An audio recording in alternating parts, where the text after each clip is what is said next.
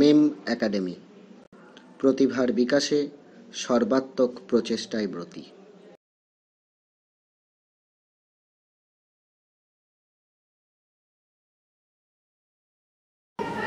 প্রিয় ছাত্রছাত্রীরা, আজকে সপ্তম শ্রেণীর চতুর্থ অধ্যায় দিল্লি সুলতানি।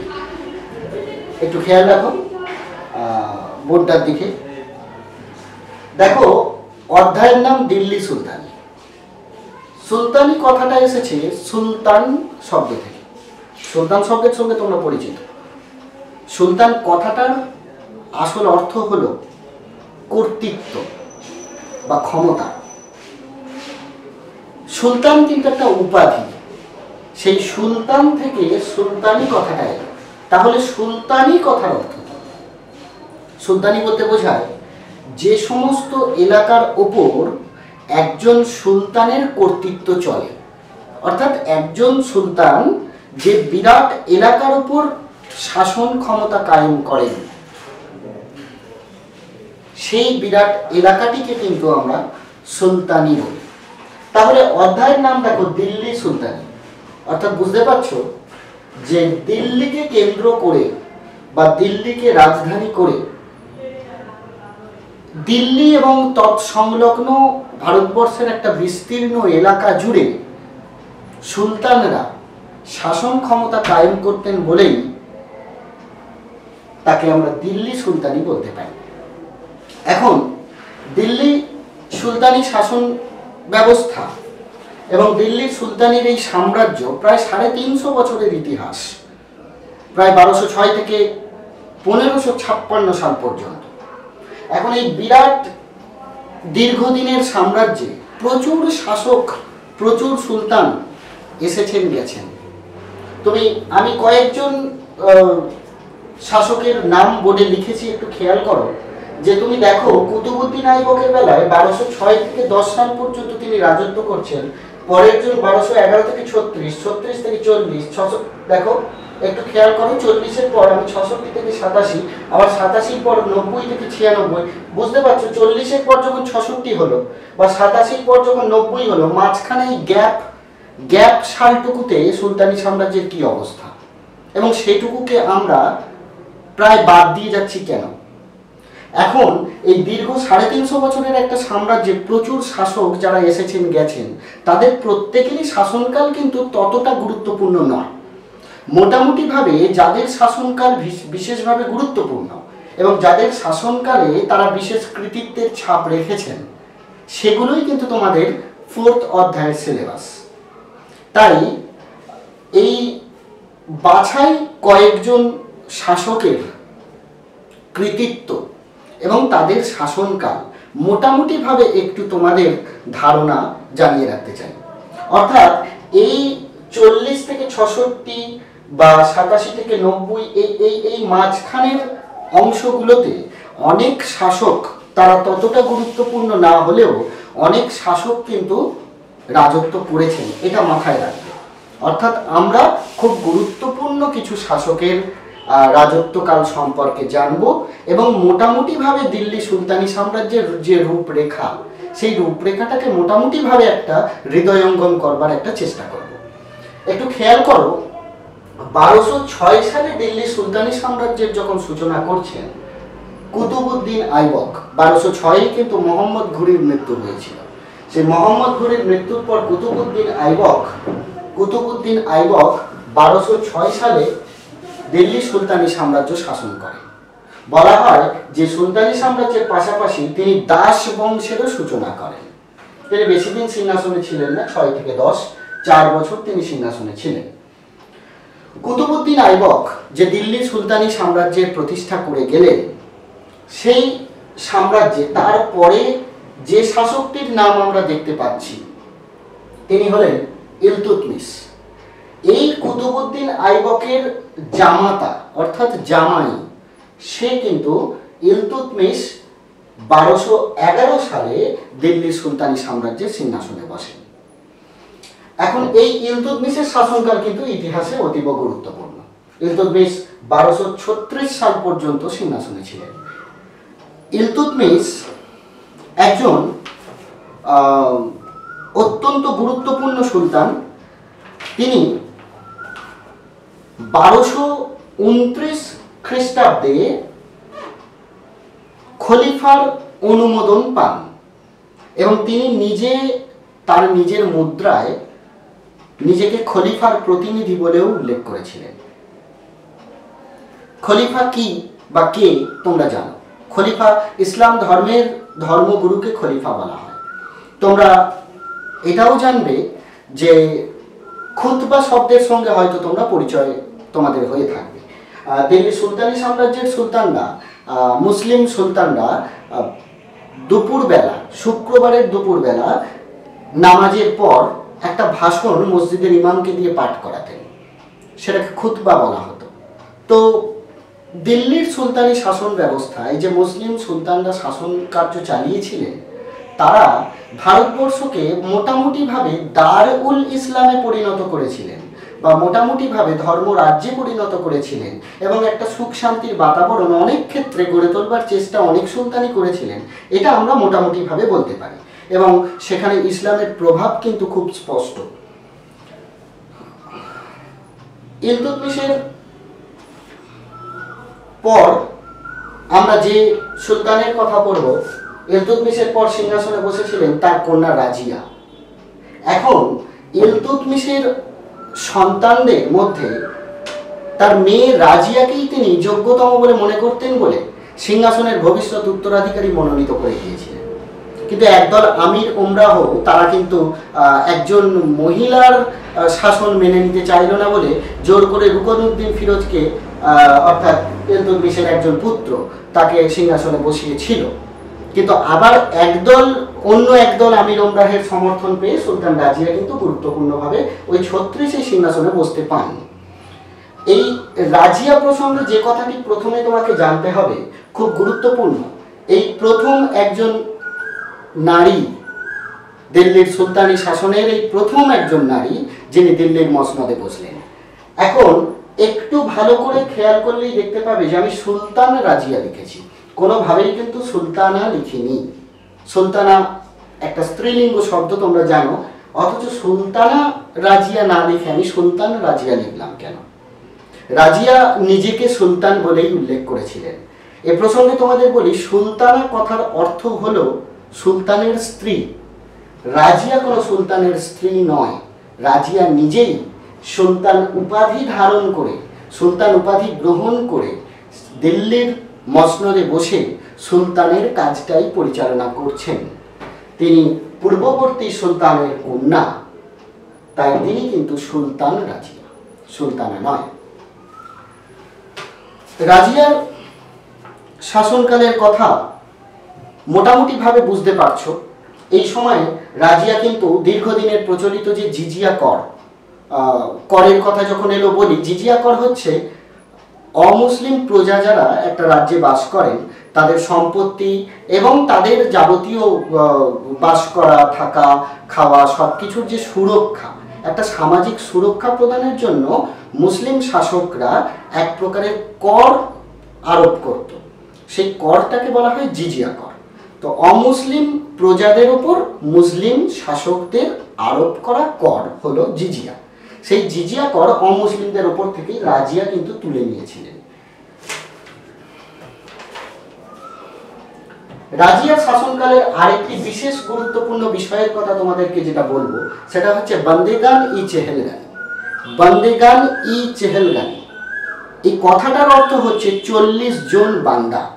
এই 40 জন বান্দাকে নিয়ে রাজিয়া কিন্তু একটা গুরুত্বপূর্ণ একটা যেন বলয় তৈরি করেছিলেন। বলতে পারো যে ত্রয়োদশ শতকের এই সুলতানি শাসন ব্যবস্থায় এই বন্দেগানি চেহেলগানির সদস্যরা ওরা কিন্তু খুব গুরুত্বপূর্ণ হয়ে উঠেছিল।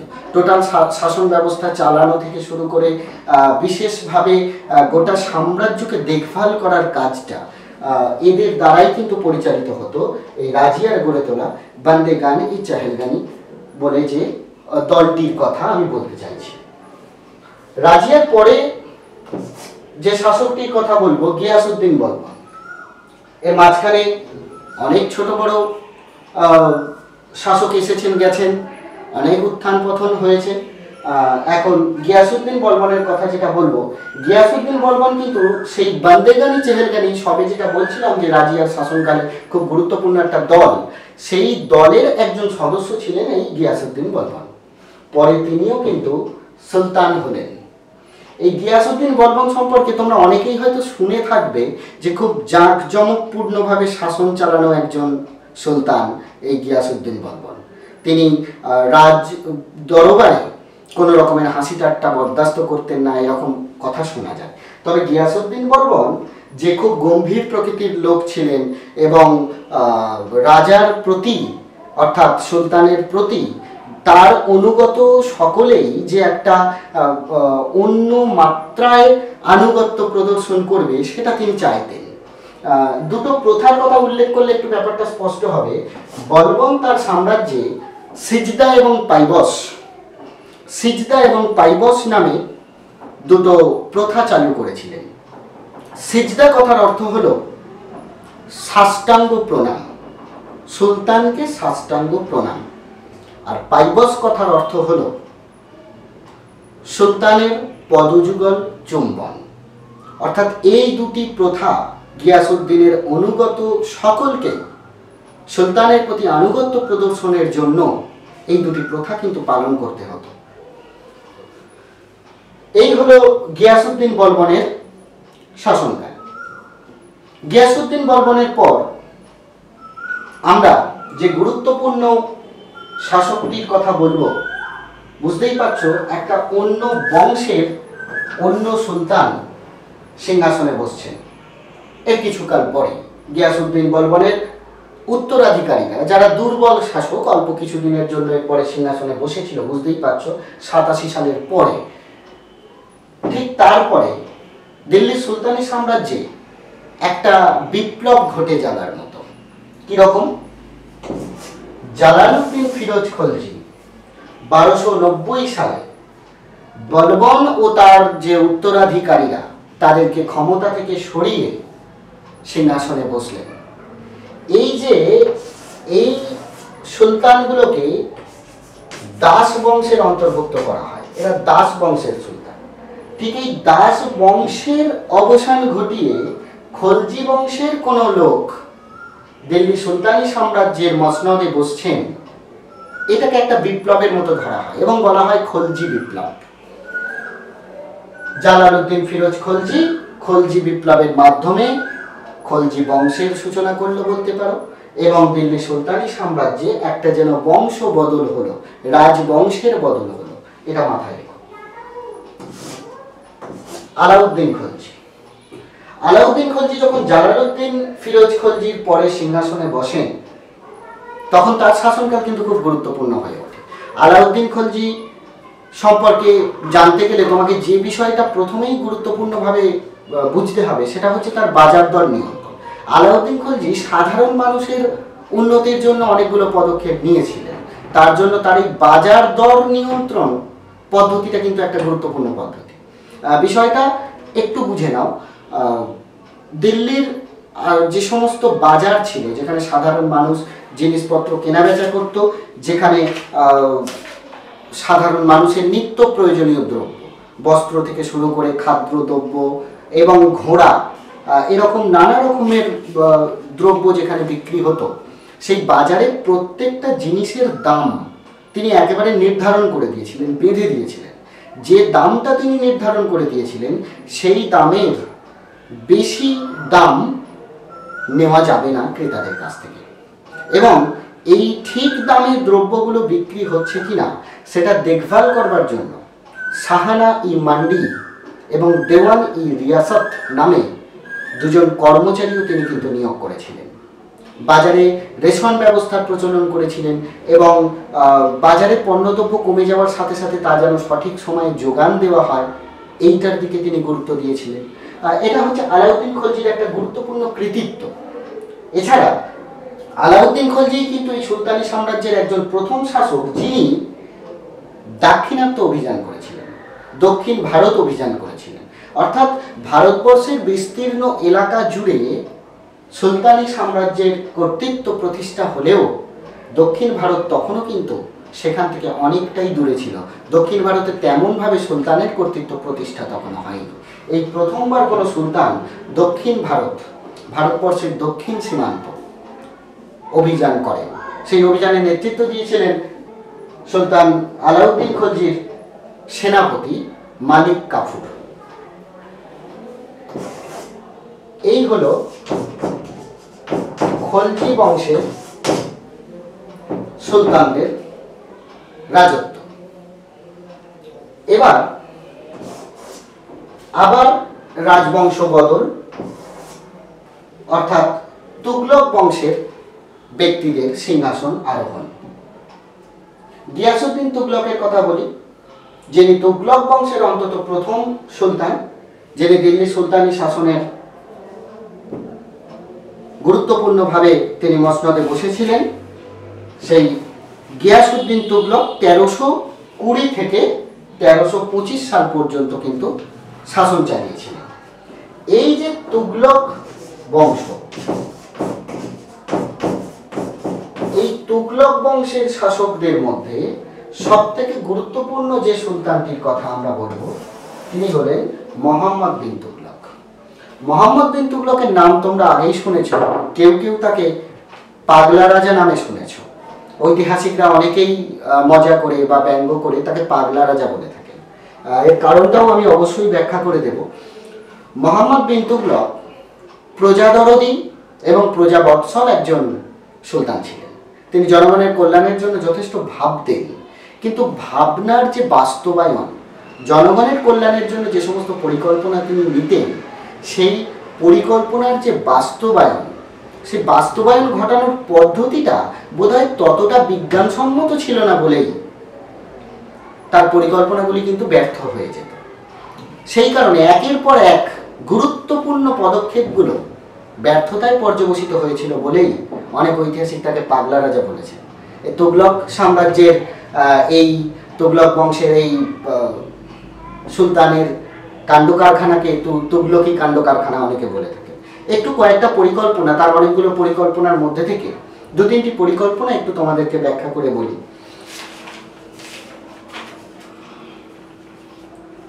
মোহাম্মদ বিন তুগলক গঙ্গা এবং যমুনা এই দুই নদীর মধ্যবর্তী যে দোয়াব অঞ্চল, একটা উর্বর এলাকা, এখানকার কৃষকদের কাছ থেকে বাড়তি কর আদায় করবার চিন্তা ভাবনা করেছিলেন।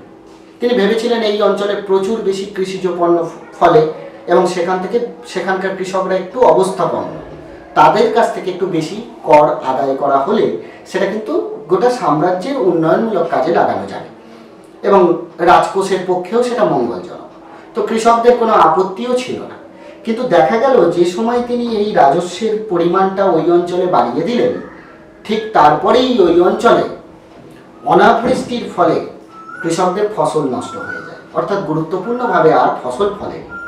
তখন সেই কৃষকরাই ঐক্যবদ্ধভাবে সুলতানের কাছে আর্জি জানান যে সুলতান যখন তাদের প্রতি বাড়তি কর আরোপ করেছিলেন তখন প্রজাদের যেমন কোনো রকমের আপত্তি ছিল না, তেমন আজকে যখন প্রজারা বিপাকে, তাদের ফসলের ক্ষতি হয়েছে, তারা অত্যন্ত দরিদ্র হয়ে পড়ছে, তখন তারাও কিন্তু সুলতানের সহযোগিতা চায়। বাধ্য হয়ে সুলতান কি করলেন? সুলতান কৃষকদের সাহায্য করার জন্য নষ্ট হওয়া ফসলের ক্ষতিপূরণ দিলেন, যে বাড়তি কর আদায় করার কথা ছিল সেই বাড়তি কর মকুব করলেন এবং কৃষকদের টাকাভি ঋণ বলে এক ধরনের ঋণ দানের ব্যবস্থা করলেন, যাতে তারা নিজেদের পরিস্থিতি সামলে নিতে পারে। তাহলে প্রথম পরিকল্পনা বাড়তি রাজস্ব আদায় করবার ব্যাপারটা কিন্তু সফল হলো না। এরপর যে পরিকল্পনাটির কথা বলবো, তিনি চিন্তা ভাবনা করেছিলেন যে দাক্ষিণাত্য, অর্থাৎ দিল্লি থেকে ভারতবর্ষের দক্ষিণ দিক, সেই দাক্ষিণাত্য এলাকাকে শাসন করা ঠিকঠাকভাবে সম্ভব হচ্ছে না, কারণ অনেকটা দূরবর্তী এলাকা সেই দাক্ষিণাত্যকে শাসন করবার জন্য তিনি চিন্তা ভাবনা করলেন রাজধানীটাকে এমন একটা জায়গায় প্রতিষ্ঠা করতে হবে যেখান থেকে দিল্লি এবং দক্ষিণ দিকের দাক্ষিণাত্য এলাকা, এই বিশাল এলাকাটাকে শাসন করা সম্ভব হবে। এই চিন্তা ভাবনা করে তিনি কিন্তু দাক্ষিণাত্যের শাসন করবার সুবিধার জন্য দিল্লি থেকে দেবগিরি বলে একটা স্থানে শাসনের সুবিধার জন্য দাক্ষিণাত্যকে শাসন করার জন্য তিনি রাজধানী সরিয়ে নিয়ে এলেন।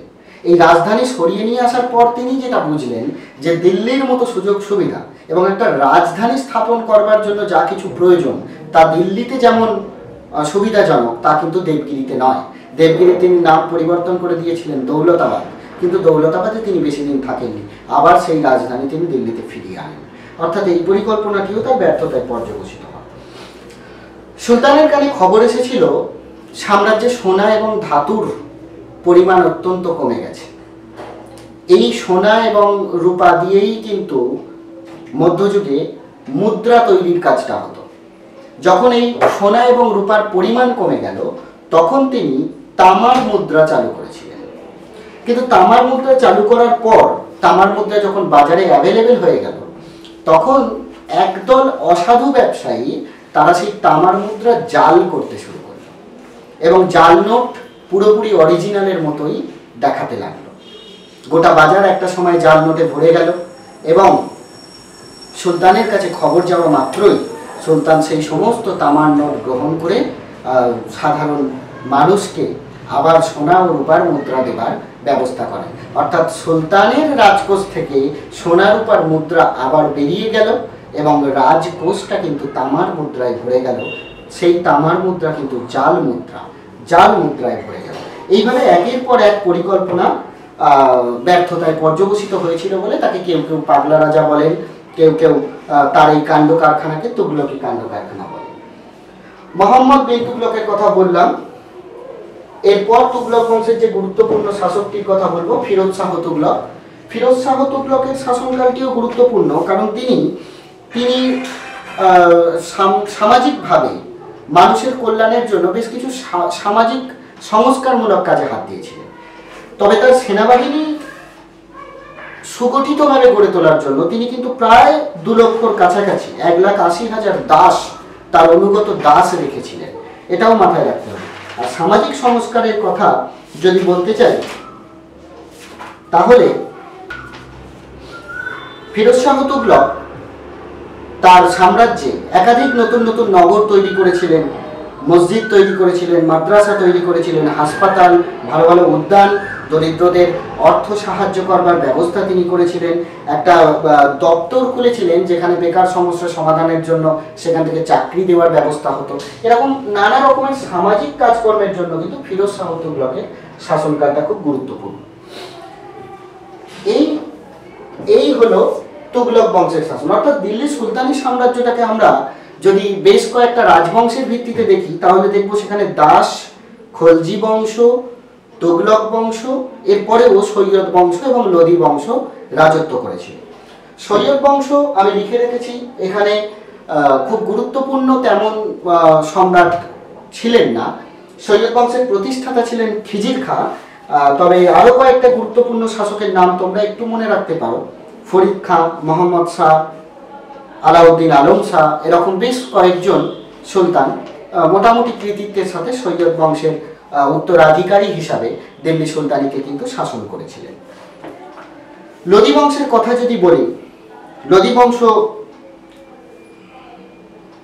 বাহলুল লোদি, সেকেন্দার লোদি, ইব্রাহিম লোদি, এরকম গুরুত্বপূর্ণ কয়েকজন শাসকের নামই লোদি বংশের ক্ষেত্রে পাওয়া যাবে। লোদি বংশের যে শাসকটির কথা বিশেষভাবে বলবো, লোদি বংশের শেষ সুলতান ইব্রাহিম লোদি, একটা অত্যাচারী সুলতান। 1556 সালে এই সুলতানকে পরাজিত করে পানিপথের প্রথম যুদ্ধে 1556 সালে জহিরুদ্দিন মোহাম্মদ বাবর এই সুলতানি সাম্রাজ্যের অবসান ঘটান এবং মুঘল সাম্রাজ্যের প্রতিষ্ঠা করেন। এই যে মূল বংশের সুলতানরা দিল্লি সুলতানিকে শাসন করলেন তা কিন্তু ভারতবর্ষের একটা বিস্তীর্ণ এলাকা জুড়ে, কিন্তু মোটেই সমগ্র এলাকা জুড়ে নয়, মানে পুরো এলাকা জুড়ে নয়। তাই ঠিক এর পাশাপাশি আরো কিছু কিছু ছোট ছোট বংশের উত্থান, ছোট ছোট শাসকের উত্থান বিভিন্ন এলাকায় দেখা গেছে। সুলতানি সাম্রাজ্যে আমরা যদি দাক্ষিণাত্যের দিকে দেখি, বিজয়নগর ও বাহমনি রাজ্যের উত্থান, সেখানে সালুক বংশ, তুলুক বংশ, এরকম বেশ কিছু বংশের সুলতানরা উত্থান ঘটেছে। এছাড়া যদি আমরা বাংলার দিকে দেখি, দাক্ষিণাত্য ছাড়াও যদি বাংলার দিকে দেখি, তাহলে সেখানে ইলিয়াস শাহী বলে একটা বংশ, শামসুদ্দিন ইলিয়াস শাহ প্রতিষ্ঠা করেছিলেন। হোসেন শাহী বংশ, এরকম বেশ কয়েকটি বংশ বাংলাতে কিন্তু রাজত্ব করেছিল। হোসেন শাহী বংশের একজন গুরুত্বপূর্ণ সুলতান ছিলেন আলাউদ্দিন হোসেন শাহ, যে সময় শ্রী চৈতন্যদেব ভক্তিবাদ প্রচার করছেন, শ্রী চৈতন্যদেবকে ভক্তিবাদ প্রচারে গুরুত্বপূর্ণভাবে সহযোগিতাও করেছিলেন এই আলাউদ্দিন হোসেন শাহ। তো এভাবে দেখতে পাচ্ছি যে ভারতবর্ষের একটা বিরাট এলাকায় দিল্লি সুলতানের যে ক্ষমতা বিস্তার হয়েছিল এই সমস্ত মূলত বংশের রাজাদেরকে কেন্দ্র করে, সুলতানদেরকে কেন্দ্র করে। এর বাইরেও কিন্তু বেশ কয়েকটি বংশের উত্থান এবং তাদের শাসকদের গুরুত্বপূর্ণ কাজ লক্ষ্য করা যাচ্ছে। এই সুলতানি সাম্রাজ্যে যে করগুলো মোটামুটি ভাবে নেওয়া হতো, বিশেষ করে ফিরোজ শাহ তুগলকের সময় 4 ধরনের কর নেওয়া হতো: খরাজ, খামোশ, জিজিয়া এবং জাকাত। জিজিয়া করের কথা আগেই তোমাদেরকে বলেছি যে মুসলিম শাসকরা অমুসলিমদের ওপর যে কর আরোপ করত। ঠিক তেমনভাবে যেসব এলাকায় হিন্দু রাজারা ছিলেন সেই সব এলাকাতেও কিন্তু মুসলিম প্রজাদের উপর তারা এক প্রকারের কর আরোপ করতেন, সেটাকে তুরস্ক দ্বন্দ্ব বলা হতো। এটা প্রসঙ্গত জানিয়ে রাখলাম।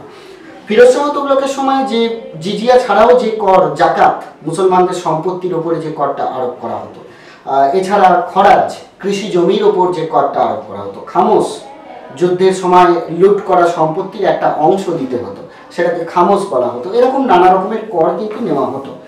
আর এই বিরাট সাম্রাজ্যের বিরাট শাসন ব্যবস্থায় ইসলামের প্রভাব এবং ভারতবর্ষকে দারুল ইসলামে পরিণত করার যে একটা প্রচেষ্টা, সেটা কিন্তু ঐতিহাসিকদের দৃষ্টিতে খুব গুরুত্বপূর্ণভাবেই কিন্তু লক্ষ্য করা গেছে, ঐতিহাসিকরা বলছেন।